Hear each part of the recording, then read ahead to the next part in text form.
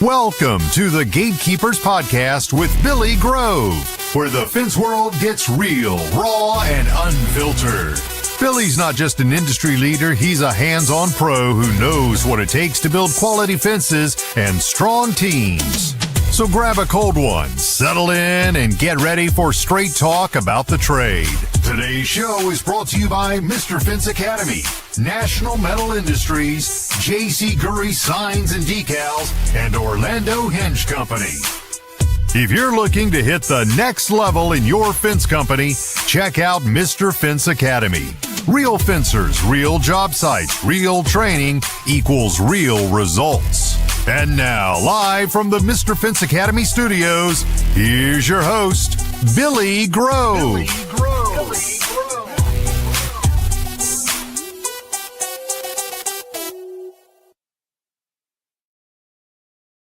What is going on, everybody? How's everybody doing on this fabulous Tuesday evening? Back here with another episode of the Gatekeepers Podcast. I was doing my notes this weekend, and I realized that I haven't even said the name of my podcast in quite a while. Give me just a second here.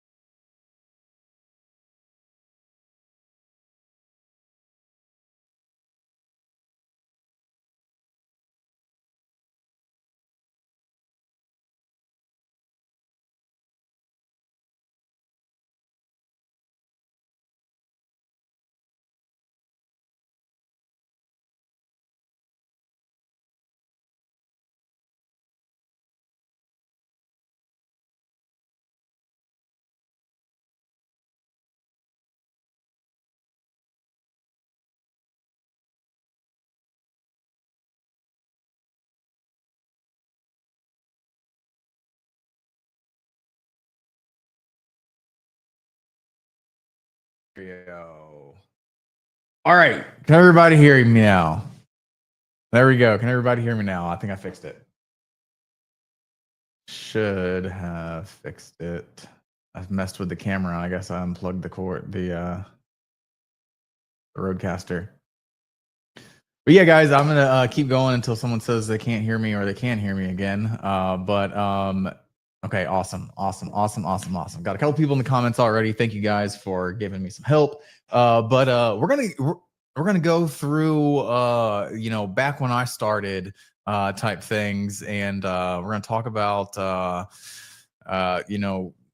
lessons I learned the hard way and tools that I have found to help me better myself and my efficiency. But first and foremost, before we get to that, we do gotta give a shout out to these wonderful sponsors who make this show happen every single week, guys.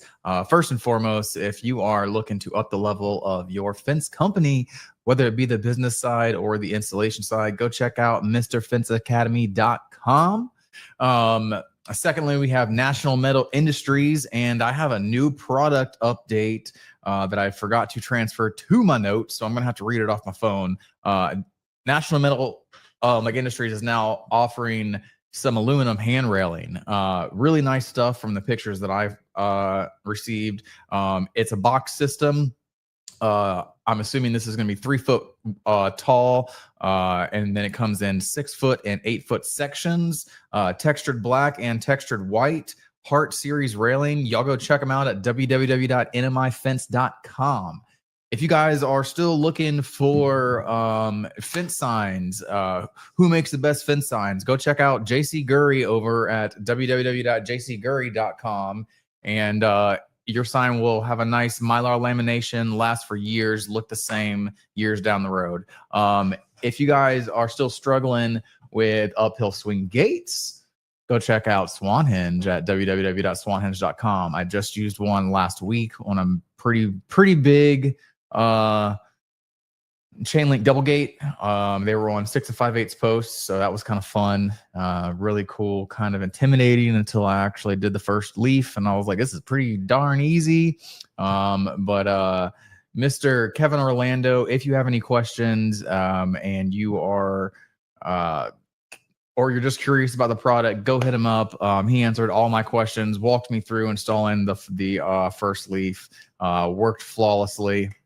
Love it. Can't say enough about them. Go check them out at www.swanhenge.com. Boom. With that said, guys, we got a couple people in the comments. Let's go ahead and get to that. And by the way, feel free to drop your like stories below, or comment on my stories while I'm talking. Drop your favorite tools while I'm talking as well, guys. First and foremost, we got Mr. Sean King's in the house. He says, "What up?" Got Mr. Hank Cobia, who's local to me. He says, "Yo, brother." Got Chris Hearn says, "What's up, everybody?" Hello, Chris Hearn. JC Gury signs of Decals in the house. They were telling me that no audio since I adjusted the camera. Yeah, I think I pulled the Rodecaster cord out, but it's all good now. We got Mr. Kevin Orlando. Speak of the devil, I was just talking about you. He's in the house. Yeah, guys, that's it for the comments for right now. But like I said, make sure to drop a comment below. Whenever I'm talking about my past stories, let's put that up here so I don't pull that out. And if you got a favorite tool, drop it down below whenever we get to that section.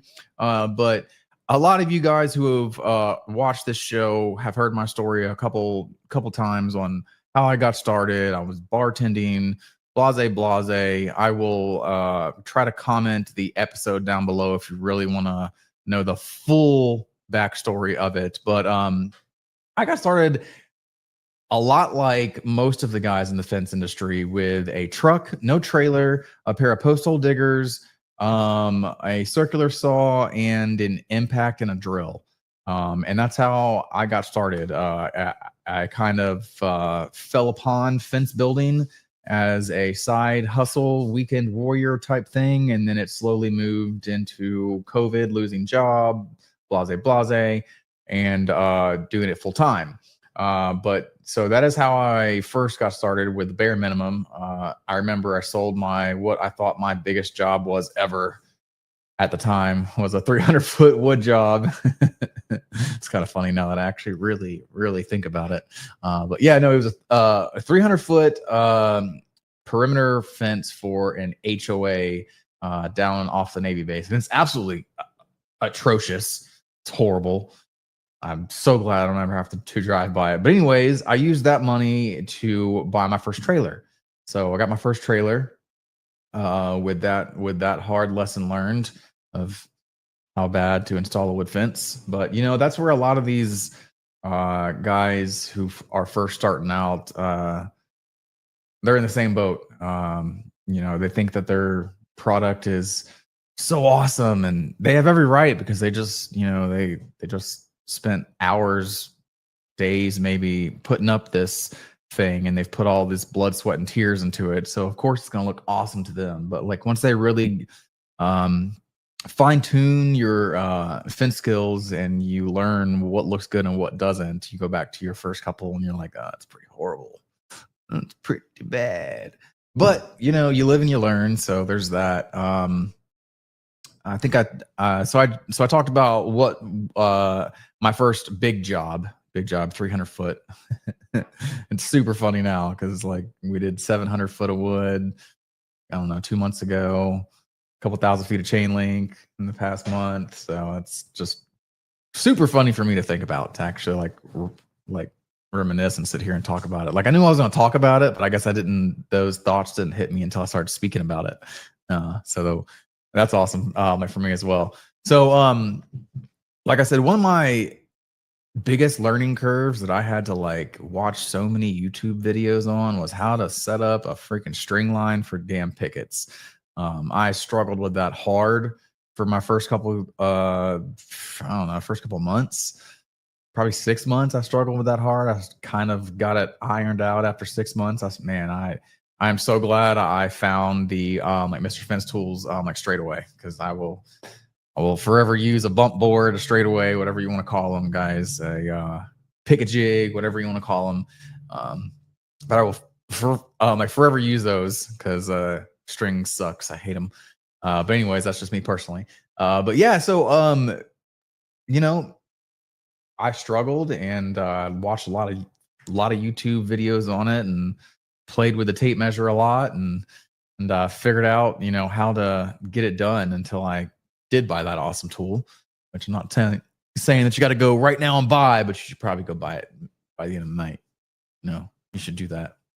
But we're going to move into some of my rookie mistakes now here. So this is where it gets good. So, one of the biggest ones that I underestimated was the importance of planning and layout, which is why we have a whole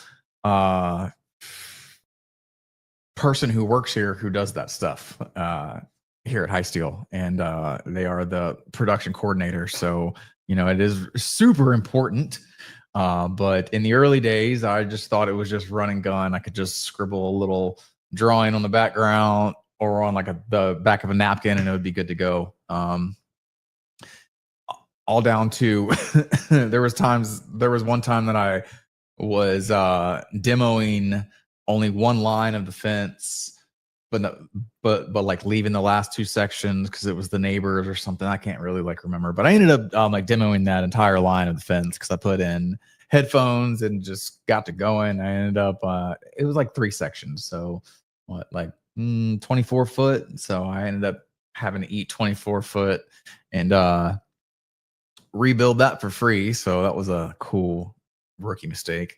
There was one time that I forgot to completely write down the measurements of someone's back line.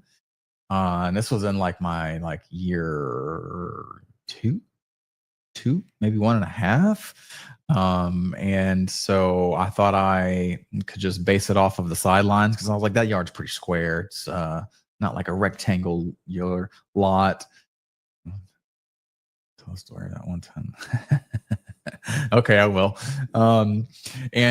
So I thought I could go off of the sidelines and just kind of get like an average. Well, it ended up being like way completely off. I lost like a whole lot of money on this project, and I had to learn the hard way, like double check, triple check before you send quotes out, before you send any emails out.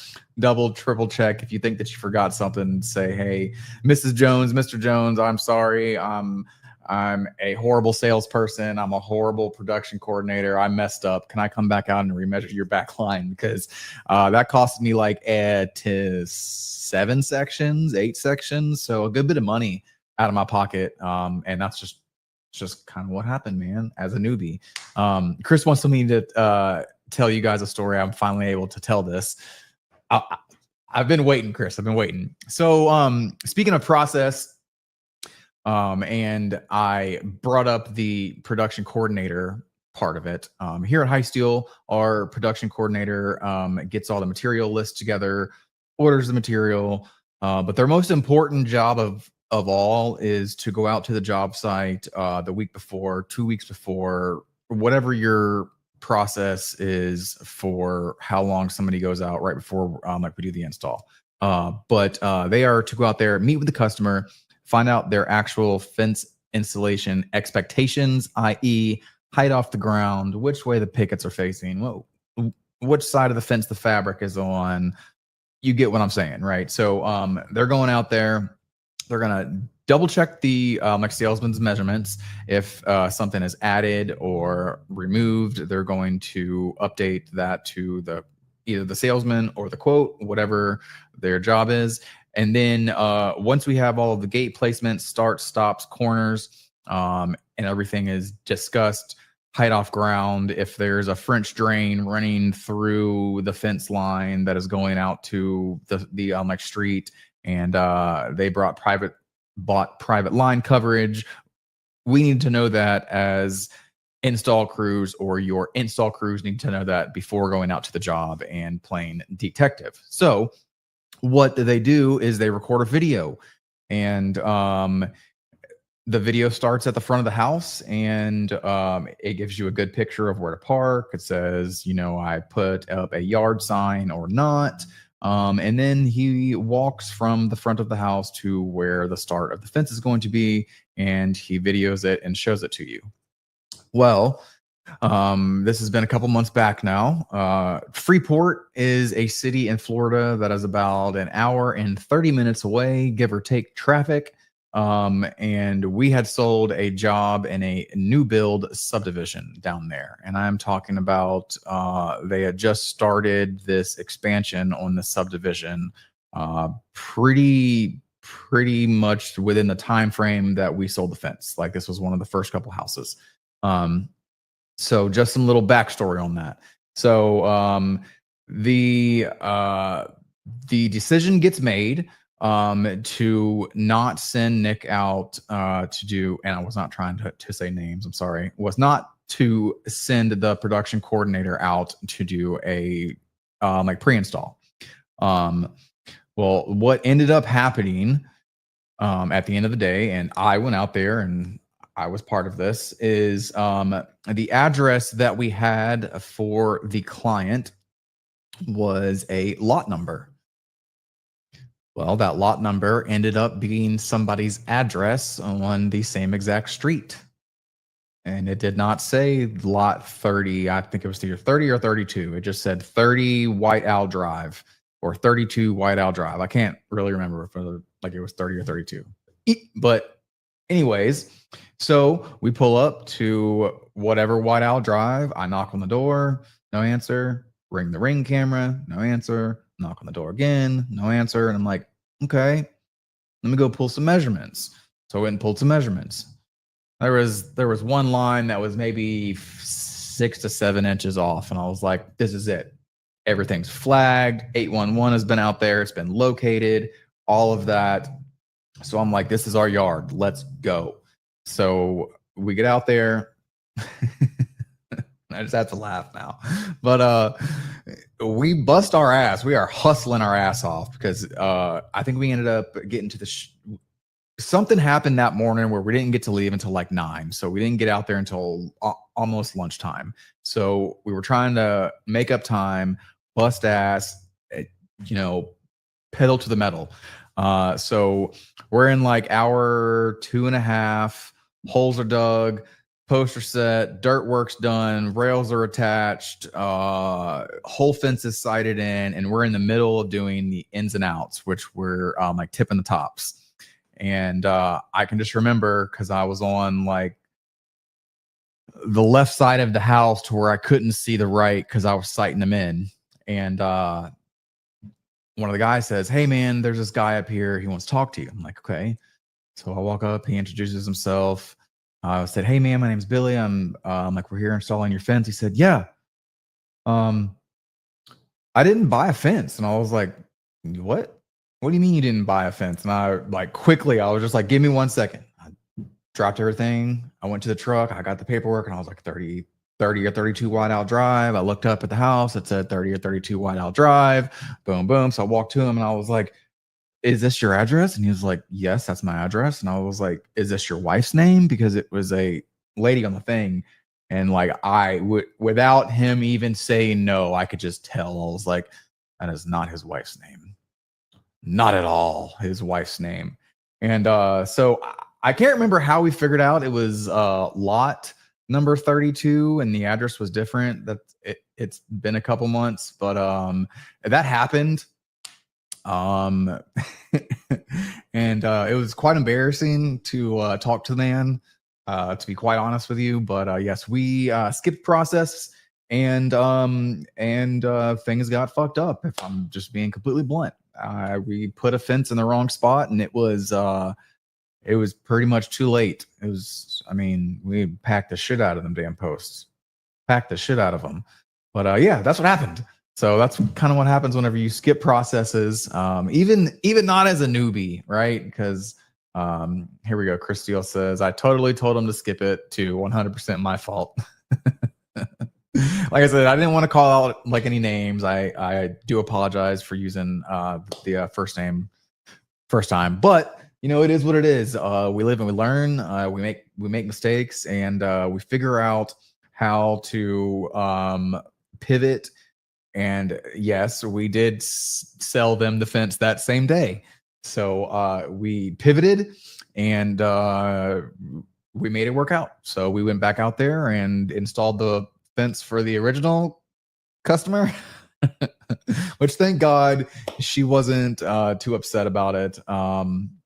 And everybody won, I guess, at the end of the day. It was kind of a scary process for a couple hours while he was thinking it over, whether he wanted to buy it or not, or keep it or not. And so, yeah, that happened. And yeah, so that's what we did. So he ended up buying the fence that day. We talked it over, and I told him, I said, we can have one of two things. I said, we can remove it for you if you don't want it, obviously. But I was like, I want you to think about this. Like, think about it. Like, it's already done. It's already ready to go. I see you got kids. I see you got a little dog. I was like, just think about it. Let us know by the end of the day at a reasonable hour. And I think by like 7 or 8 o'clock, he had texted back and said, let's do it. Go ahead and build the rest of the fence. So a sketchy one for us, but it was a win. So that can happen, does happen. So make sure that you're following the processes that you've already made for yourself.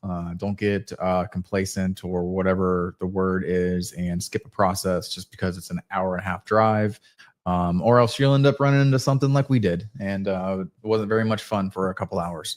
But with that said, we're going to take a quick commercial break, and we'll be back in 3 minutes.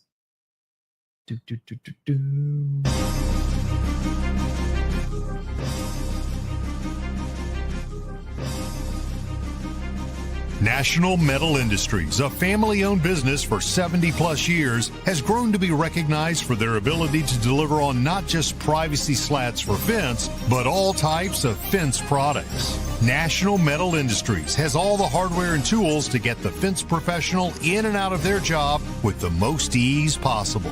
You can count on National Metal Industries for the most convenient resources in fence products. Visit nmifence.com for more information. As we like to say, you can always pick it right at National.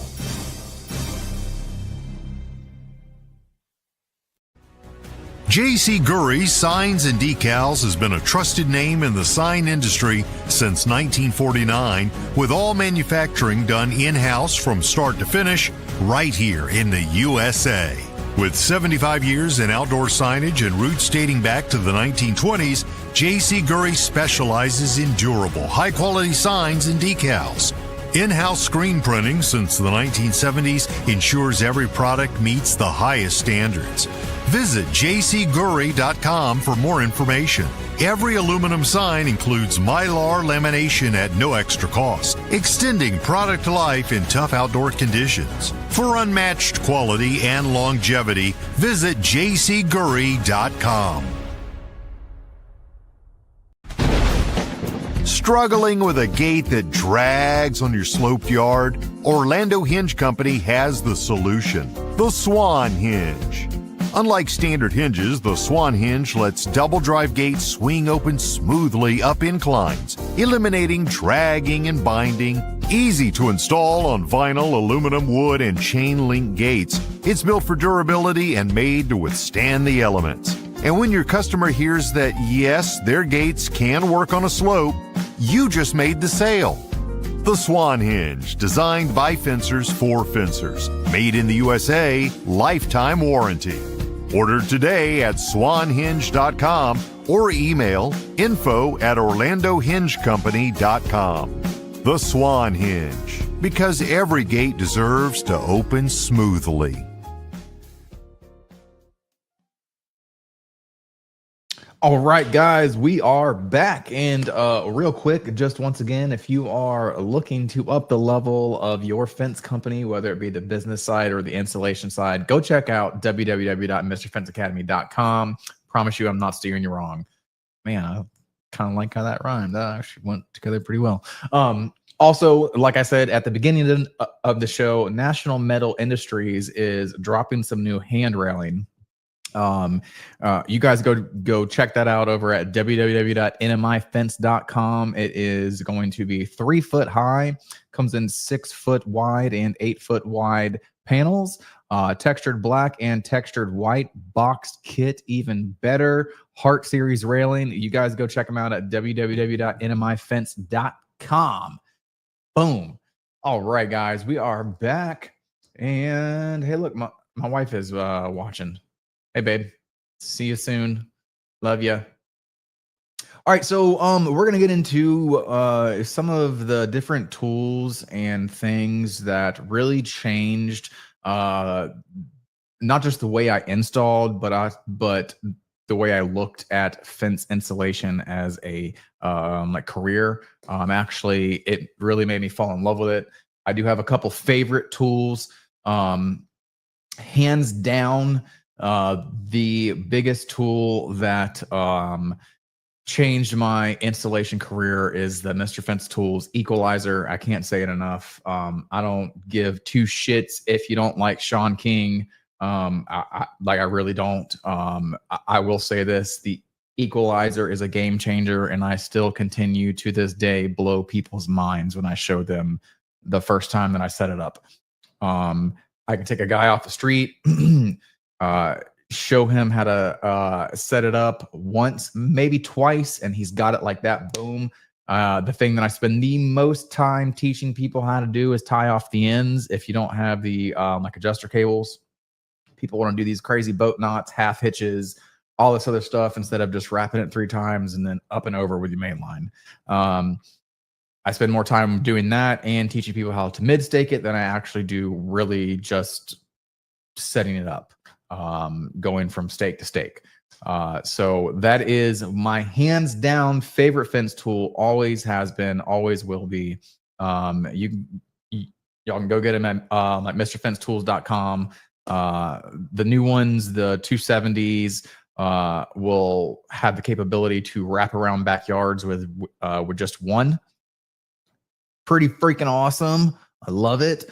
Yeah, so once I really started investing in myself, not just in fence tools, but also going to trainings, conferences, and stuff, I really started to see that needle move in the right direction, not the wrong direction.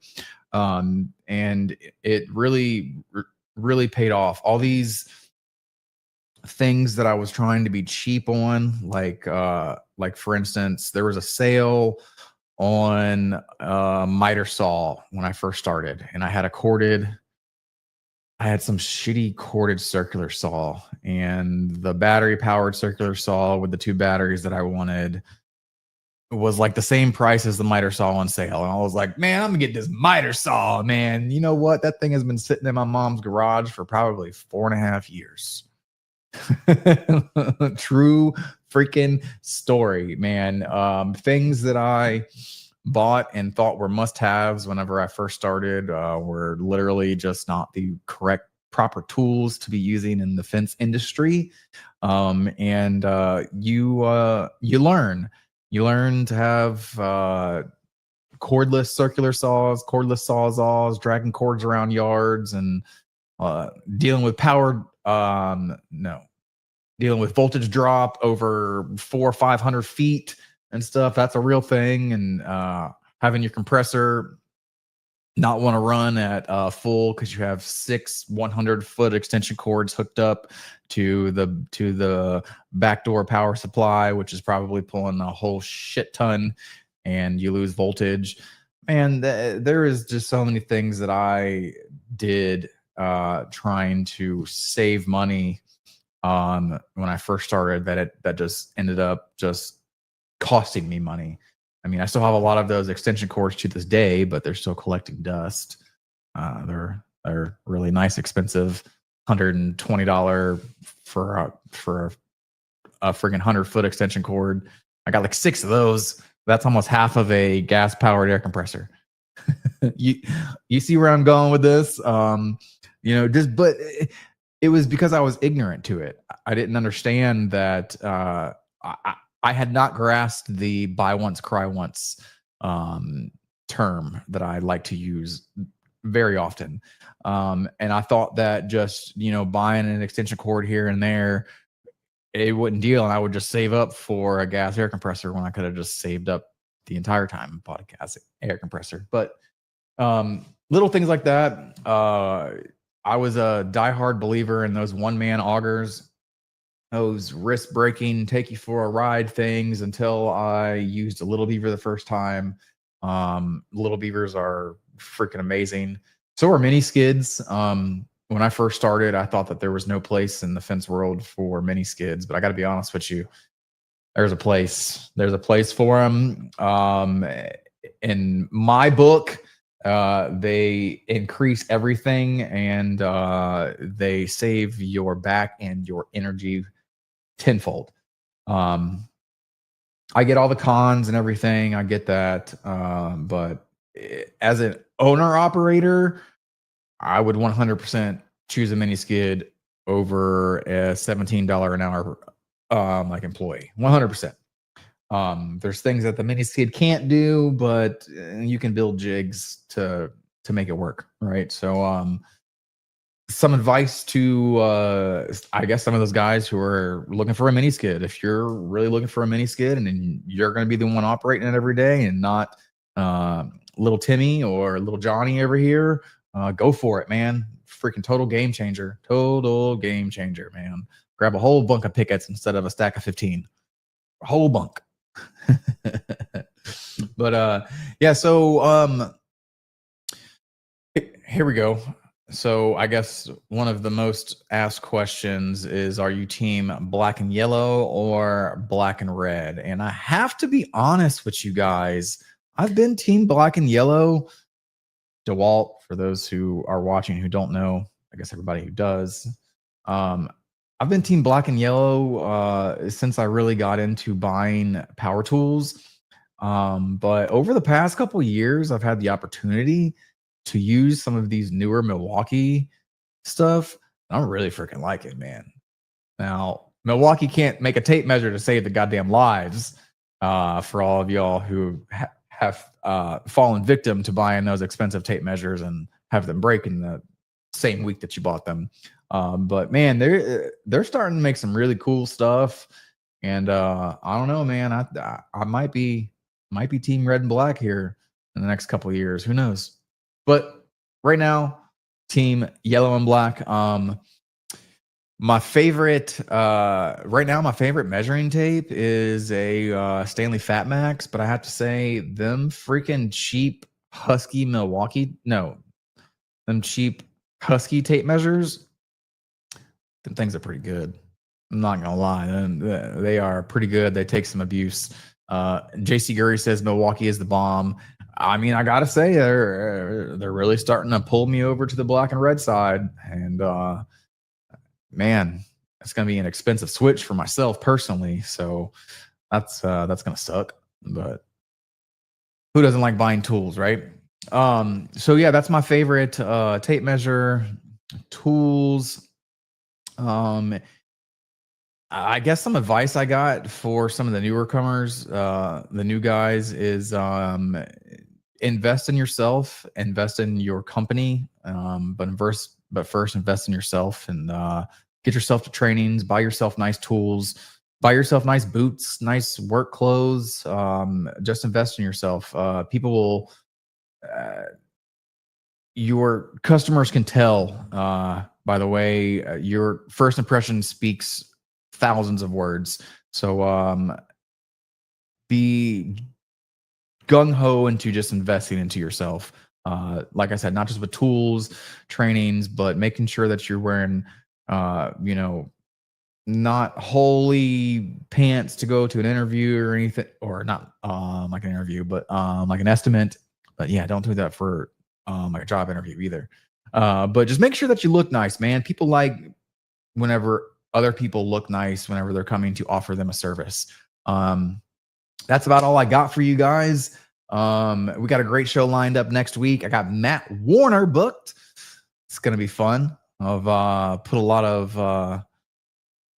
of trying into getting him on the show, and he was supposed to be scheduled for last week, but I somehow turned my notifications for my Facebook Messenger off, and that message was sitting there for 11 days before I saw it. So sorry about that, but got a great show lined up for you guys next week. Mr. Matt Warner on. Man, I'm looking forward to that. So y'all make sure y'all tune in next week. Go check out all the sponsors, give them some love. And yeah, man, that's all I got for you. I'll see you guys next week. Gonna be a great show. Y'all have a wonderful rest of your week. Kick some ass, put some fence in the ground, and be safe above all.